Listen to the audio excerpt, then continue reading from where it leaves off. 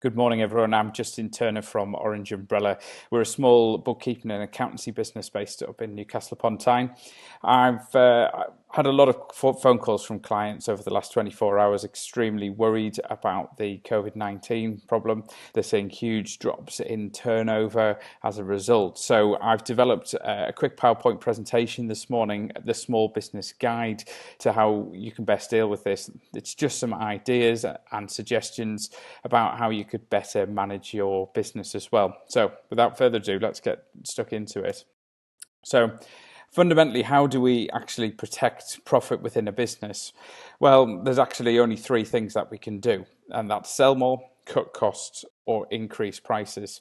The big problem we've got with COVID-19 is that many of the businesses, especially if you're a hotelier, restaurant, cafe, one of my clients in particular who owns a sandwich shop, they're seeing big decreases in sales. So they're not actually selling more, they're selling less. So that's a really big problem.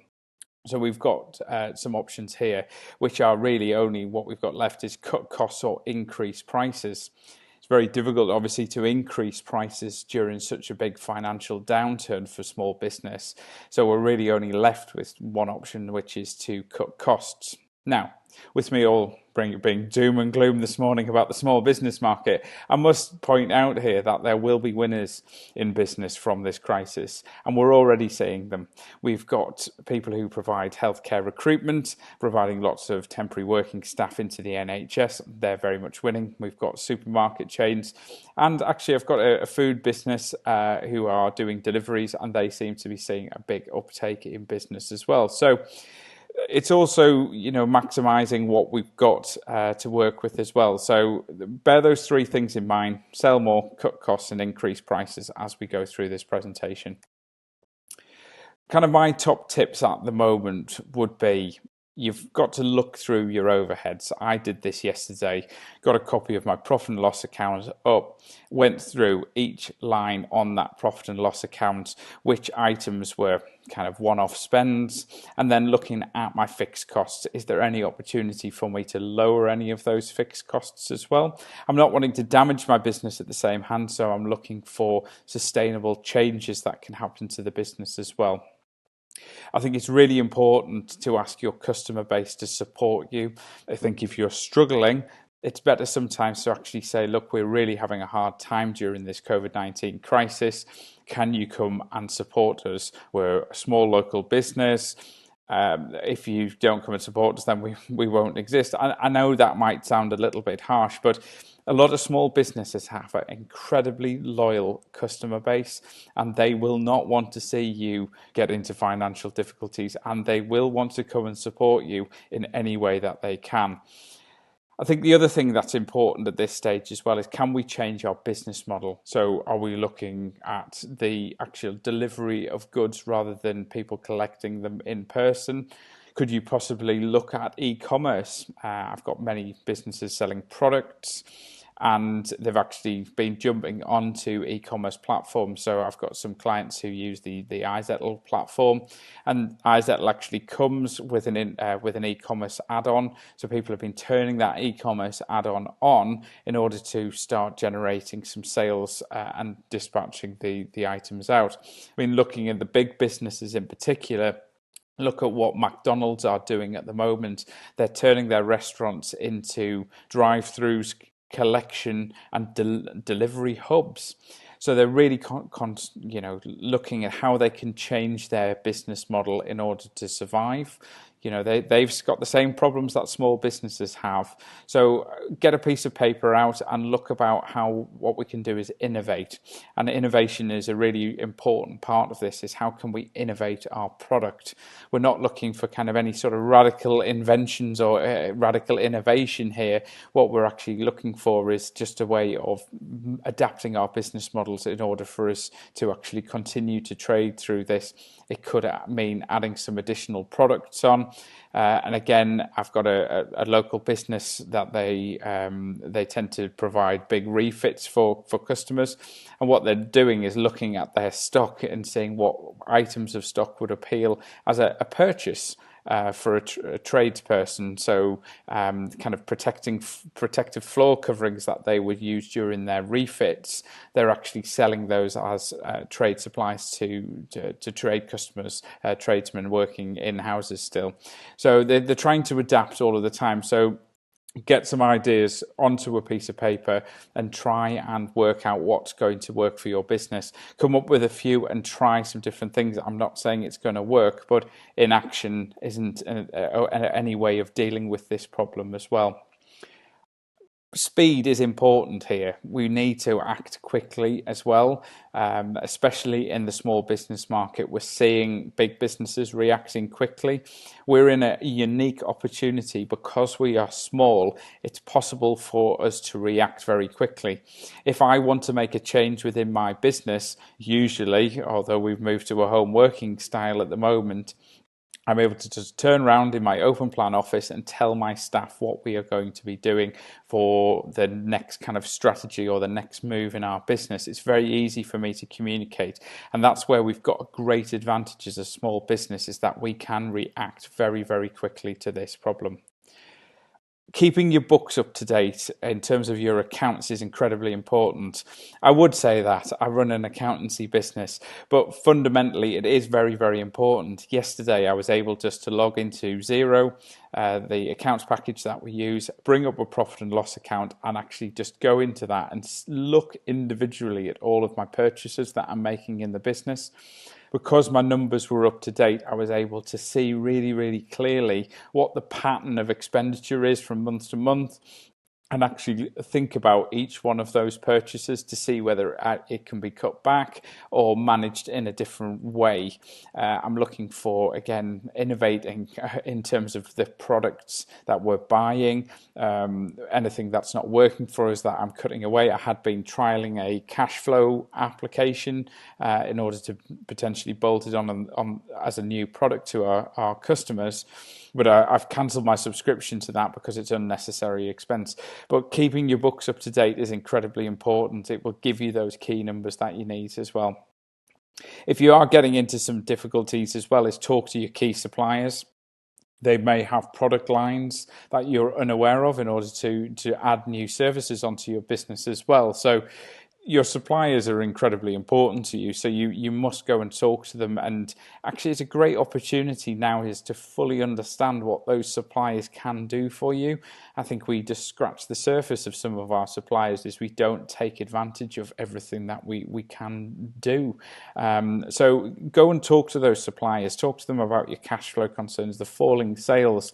They're likely to be small businesses, some of them themselves, so they would welcome the difficult conversations. While yes, they are difficult, it actually gives them some sort of certainty that you are coming and talking to them, and it puts you as a good business owner as well, because you are identifying problems and you're trying to tackle them at the same time.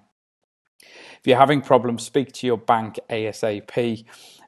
We've seen the Chancellor, and I've got to cover that off shortly about what the government package is going to look like. But the banks do have powers to make decisions now on moving down to interest-only payments. I've already seen that. It's one of our clients owns a hotel, and the bank has immediately agreed just to bring her down to interest-only payments for the next 6 months. So do go and talk to your bank as well. Also, check your insurance policies. Most of you won't be covered for business interruption. There's likely to be a clause in there to say that a reportable disease they won't indemnify the claim because it's a reportable disease, or some sort of wording. But in some situations those insurance policies are valid. So go and have a look at what is in your business insurance policy. It's an ideal opportunity. You might be quieter at work, so use this time in order to familiarize yourself with some of these key documents and some of these key services. Your insurance is just a supplier for your business, so go and get to know your policy, and maybe you want to make changes for the future in case something like this happens, and look at the costs and implications of doing so. Some other points just to highlight as well is don't enter into any long contract terms or lease renewals. I had a client onto me yesterday saying that she's been invited to renew her lease for the next 9 years. She has a food business and footfall has dropped by about 60%. So I said to her, well, look, you're going to have to just hold that contract renewal off at arm's length. Maybe ask them whether you can enter into a much shorter agreement of 6 months to a year until you know the lay of the land better. I would also, if your business is really being badly affected here, is look for break clauses in your lease. Understand when you can get out of those leases. There are some very tricky points in leases to understand with personal guarantees, authorised guarantees, some of the restrictions on whether you can assign a lease. Go and find some legal advice at this point if you are worried about what's going to happen with your business. It's really, really important. I think communication with landlords and tenants for that matter is incredibly important at this time. We need to make sure that we're saying to landlords, if we're having financial difficulties, there is a package of measures coming from the government as well, which obviously landlords will be aware of that as well. So they know that there is some sort of mechanism of security in there to a degree anyway. And again, if tenants are having problems paying you, make the approach to them and go and speak to them on some fairly normal terms about what you can do. As a landlord myself, I mean, even before this crisis, I had one of our tenants was having a bit of financial difficulty, cash difficulty. I don't want to see them leave. They've been a wonderful tenant for the last 3 years, and I've every confidence that it was going to get back on track. So I gave them a rent reduction. So it's sometimes better to bear those things in mind. Don't forget, as a landlord yourself, if you lose that tenant, you're potentially responsible for those business rates as well. So it can have very big financial implications. Another point that occurred to me is that you can carry losses back now for corporation tax purposes. So if you've had a very big taxable profit last year and then you're likely to make a loss, don't panic. We can carry some of those losses back and offset it on your corporation tax return as well. And I think if you've got any very big purchases to make within your business as well, now is possibly a time just to delay those purchases. I think it might result in obviously big cash expenditure now, and that cash flow will be particularly important in your business at this moment in time. I'd also suggest that you go off and develop a daily cash at bank. This is hard work to run, I won't lie to you, but it's incredibly useful. What I've got here it's very, very simple, and it's a reflection of your bank account. And what you do is you go forecast into the future of what it's going to look like, and you aim to put all of the bank transactions that are going to happen in the future. What you want to do is forecast income that's going to come in at certain points. So for example, if you forecast forward, we can see that no income is coming in at the moment into your business. You can forecast how much cash you've got at bank now, put in all of those standing orders and bank balances that are going to go out. Let's say that you're going to get a grant from the government to do with this COVID-19 support fund. You can put that as income coming in, and it will reflect into the rolling cash at bank. And it'll allow you to see what the forecast bank balance is going to be. If you manage to enter into a negotiation with the supplier and they're going to give you a reduction in fees for 6 months, for example, you can reflect that into the future bank lines, and it will obviously reflect into the rolling bank balance.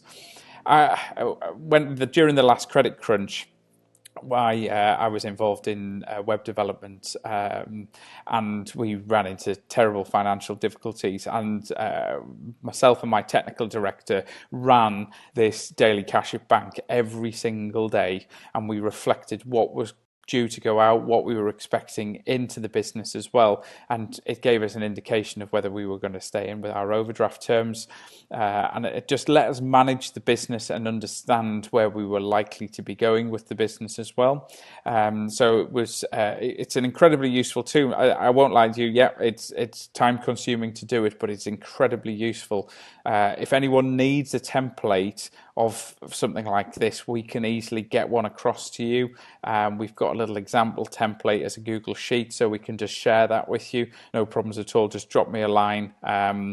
And we'll be able to sort that out. My email's on the footer of this PowerPoint as well, so justin@orangeumbrella.co.uk. Just email across and we'll help you where we can.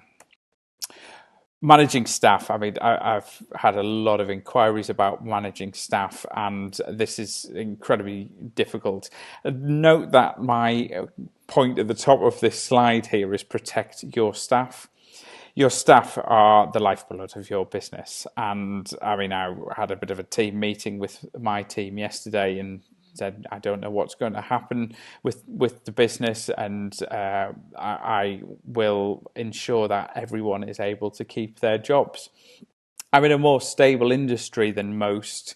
It's easier to see where I'm necessarily going, but I was actually humbled by a couple of comments that were made by the staff in terms of what they were prepared to do in order to keep their jobs and also to support me. And I run the business with my wife Sue. It was very, very humbling, and I think that's really important, is that you need to have a conversation and communicate to your staff about best and worst case scenarios. I'm on the whole, I'm a very positive guy, and it's very easy for me to always look at the best case scenario. So sometimes I have to discipline myself to look at the worst case scenarios as well. I think if you're really clear with your staff and you're open with them, they will come with you and they will support you. I think in terms of some practical suggestions of what you can do here is, if demand is dropping for your business, first port of call is ask them to take any unused holidays. So enforce some holiday on them. A lot of companies obviously run their holiday system in line with the tax year, and we're nearly at the end of the tax year.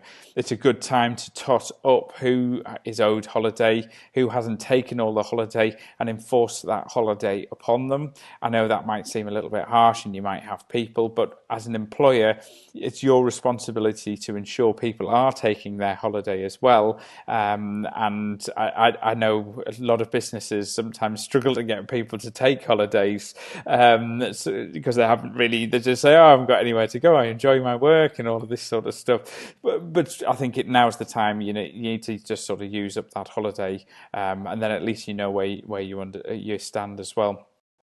Implementing a home working strategy. I've got a couple of slides about that in order to help you as well. That's really important at the moment. And also, unfortunately, if you've got temporary workers and your business is really declining, it's really important for you to tell them early that you're not going to have any hours for them.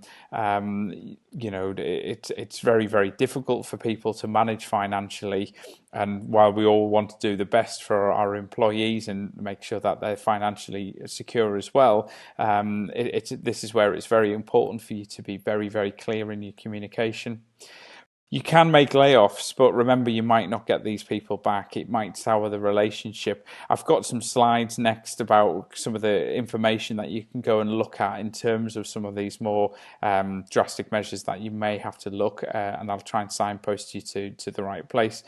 If you are in that situation where you're telling people you don't have hours, or you're having to make decisions about temporary layoffs, there are government support services available to stop people getting into financial difficulties. So make sure that you found out where those are and be very, very clear to support your staff. Like I said, staff are the lifeblood of your business. I can't run my business without my staff, and it's important that you maintain great relationships while you're having a difficult time as well. So what about this sickness problem if staff do become sick or have to self-isolate?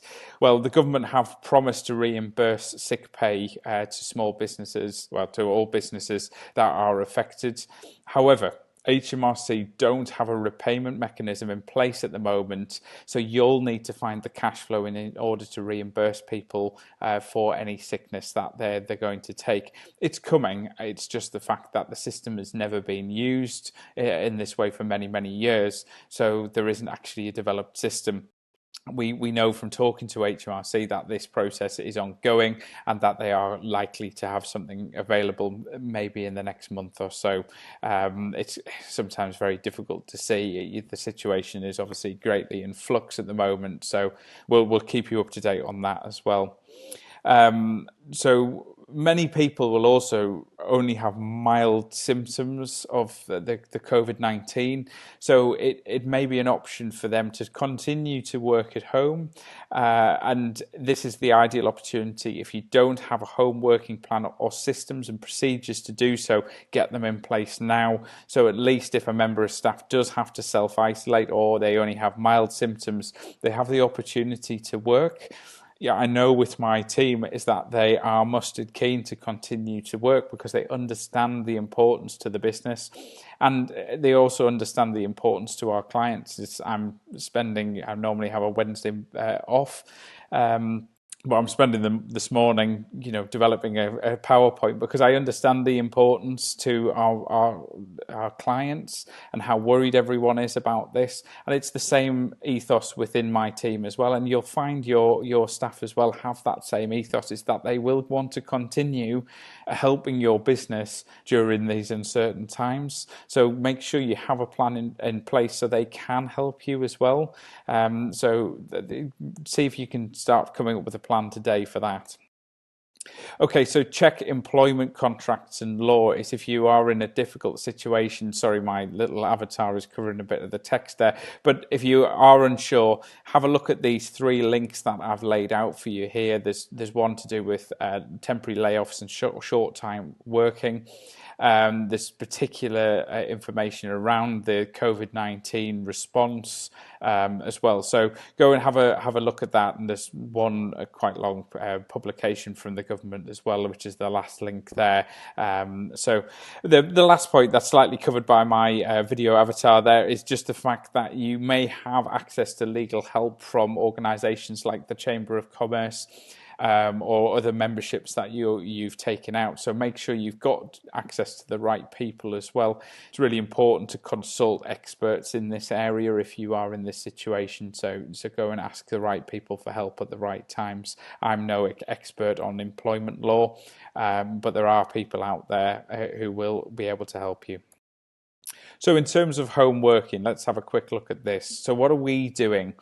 Well, what we're doing at the moment is we've got one member of staff in the office all of the time, and they're continuing to field the calls.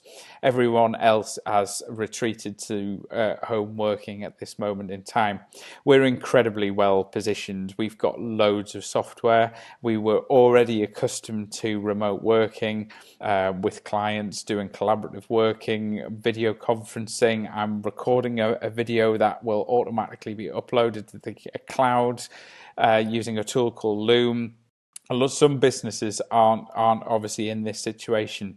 We're using things like Google Hangouts, which is like a video conferencing tool, free if you're a Google business user, just to have our weekly team meeting as well. What we do is if calls are coming into the office, Nicola will be the one who is in the office most of the time. We use a little instant messaging tool called Slack. So she will just put the message into Slack, and then we will all make a phone call back to the client using our mobile phone. We can adapt and change depending on what's going on. How will you use technology? Well, we've got a VoIP system, a voice over IP system.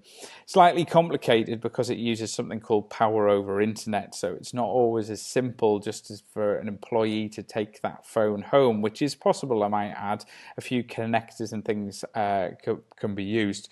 But we've got great flexibility. If Nicola taking all of the calls in the office and then putting the messages onto Slack isn't working for us, we can easily just break our group number, which rings all of the phones in the office, and individually signpost clients to direct dials for members of staff, which forward onto mobile phones. Members of staff have got the option to take the phones home with them. Go and talk to suppliers now about voice over IP phone systems. They're actually, on the whole, they can be cheaper to run as well. Um, so that's something that you need to explore straight away. As I mentioned before, we're using Slack for instant messages.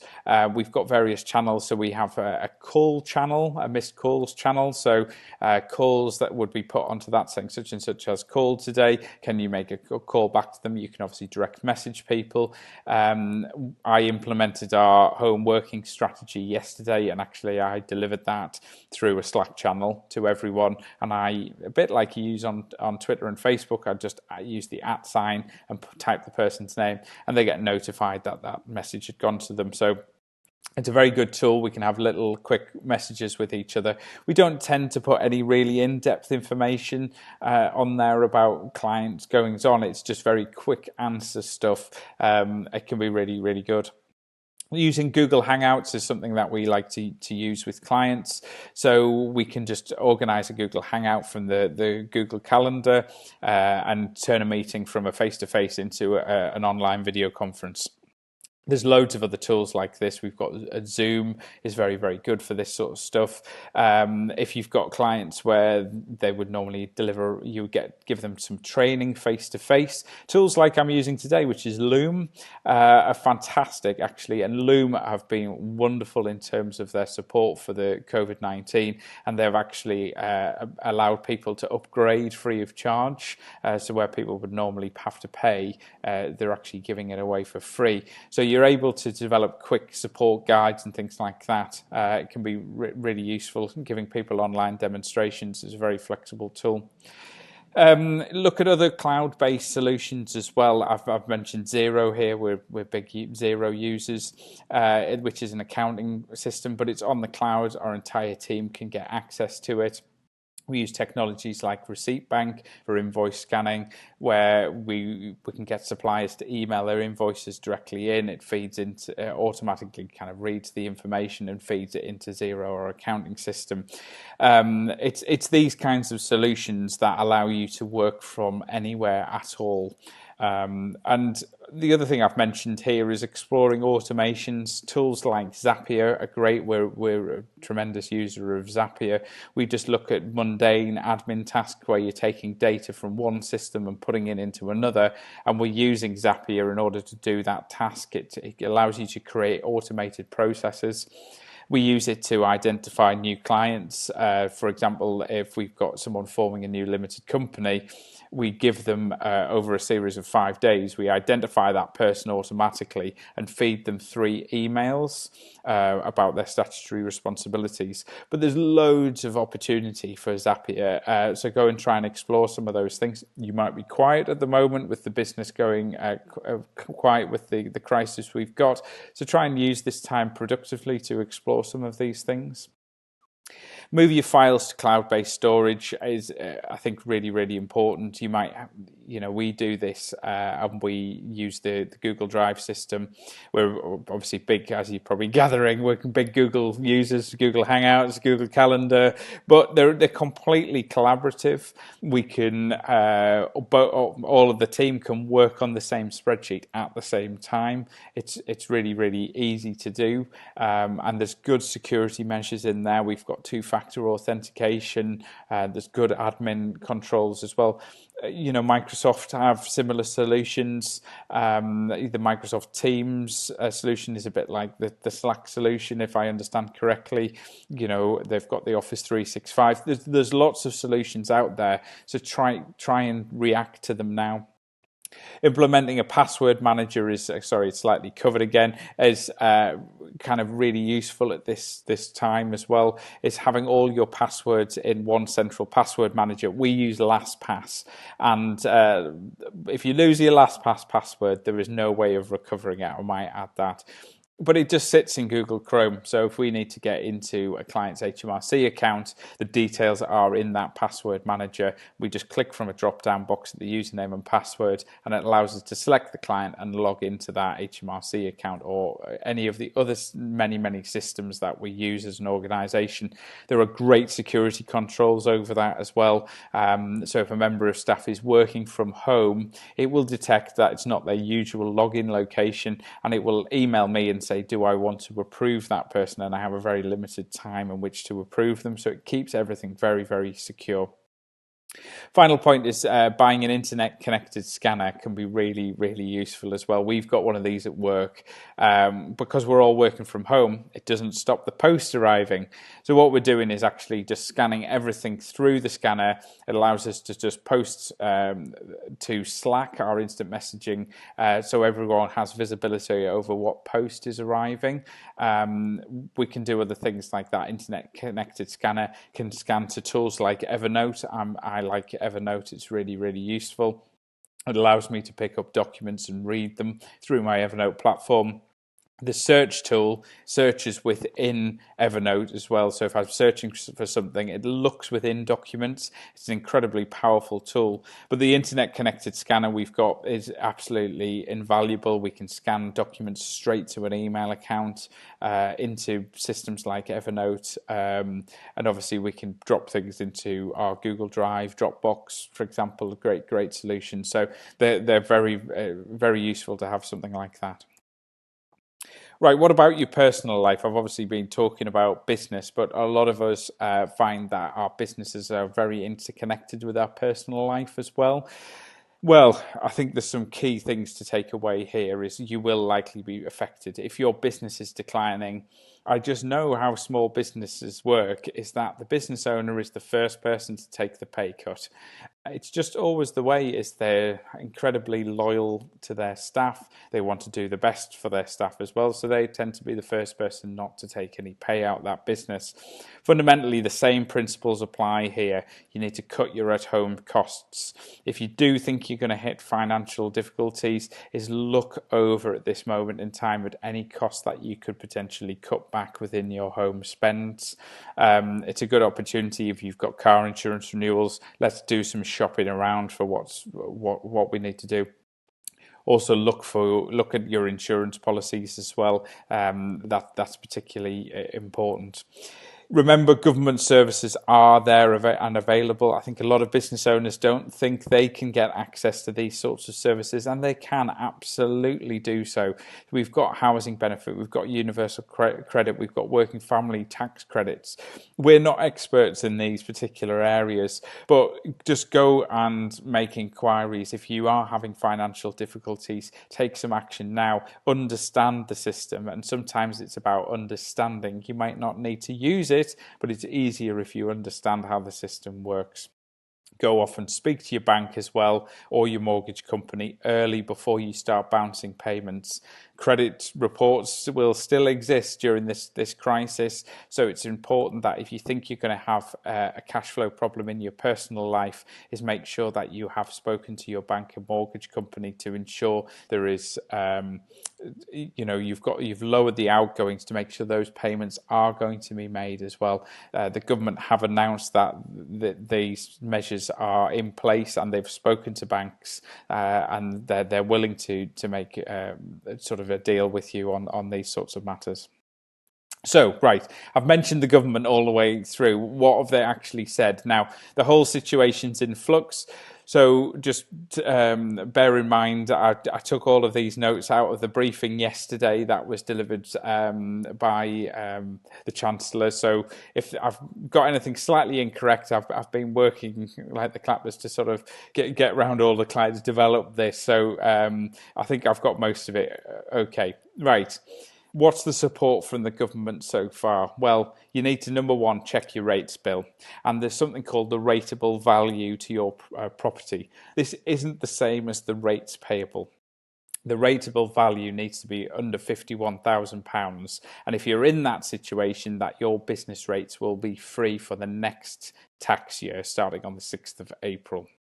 Now, if you're also in that category as well, is that you're potentially eligible for a £10,000 support grant. I'm waiting to see some of the detail to do with that. And again, we're going to come back to you when we know a bit more about that. But that's been moved from what was £3,000 to £10,000. So that's a big cash boost for businesses as well. Beyond that point, that the Chancellor announced a loan support fund, and it's going to be 6 months free interest. And he said on very favourable terms. I don't know quite again what that's going to look like, and we'll come back to you when we know more about it. But I think we've got to it is a mechanism, and while we don't like taking on debt, one of the things I said to my team yesterday is if we get into difficulties, that I will be taking one of these loans for our business in order to make sure that everyone's job is still there for them when they come back. A slightly different industry, I know, because we've got obviously highly skilled members of staff, and it's taken us obviously years to develop and invest in those people as well. So I'm not keen to see those people go, but and it's a great thing to see that we've got that available to us, so that we can draw down on a loan support fund. The hospitality and leisure industry are having a really, really hard time. I was talking to someone yesterday where their weekly takings are normally about £10,000, and they took £300 yesterday. This is really serious. So for those businesses in that area, we're talking about the government releasing up to, and notice the wording there, up to £25,000 of grant for those businesses as well. Obviously, the £51,000 rateable value doesn't apply for businesses in hospitality and leisure, is that they will be given a rate holiday no matter what their size. So that's a big boost as well. We know the rates are very, very expensive. And fingers crossed, this might prompt a big rate review, because it is one of my pet hates in life, is that the rates can sometimes be more than the actual rent that people are paying for their businesses as well. So hopefully this might prompt a big review into rates. I know the Chancellor has said this is going to happen as well, so that's great.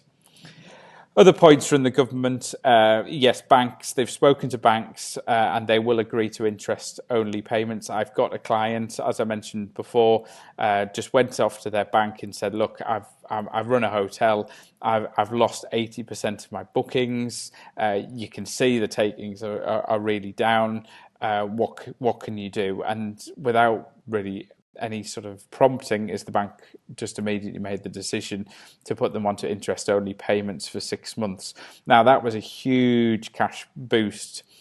A lot of commercial borrowing has been borrowed probably on a maximum of 15-year term.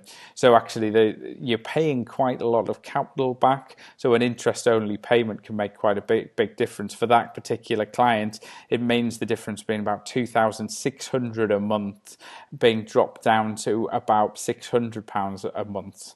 So it's a huge difference. We've saved about £2,000 of cash flow. So that's really good. And don't forget, reflect these sorts of things into your daily cash at bank as well, in order to make sure that your cash flow is still going to be okay. The council are likely to process any grant payments, although they're not ready to process these yet. I've had clients ringing me up saying, I've been on the phone at the council and they haven't got the money ready. They can't react that quickly. I think they are looking to really, really push some of these measures through on a very, very short time scale. Sorry to be derisory to the government, but they don't particularly work very quickly when it comes to these things. So just, bear with them. The money will come. It's just going to be a waiting process, and it's the same for the statutory sick pay as well. That's coming from HMRC, but the mechanism isn't in place in order to get that money back yet. Obviously, if you've got insurance cover for interruption and it will pay out, unfortunately, it's looking like you won't get the grant payout. Having said that, you've got the insurance cover, so you should, in theory, be well covered under your insurance, and you may get more than what the government are asking for. So you must go and look at this, and this particularly applies to the hospitality sector. The Chancellor is likely to make further announcements, so we're going to just have to watch this space. Okay, well, thanks very much for tuning in to today's a little seminar that I've produced on the COVID-19. If anyone does want to get in touch with me, you can drop me an email, no problem at all. We've got lots of tools and things that we're happy to give them away free if we can basically help businesses and just keep applying some of the basic principles of business to your situation, and best of luck with it all. And I'll speak to you soon. Thank you. Bye.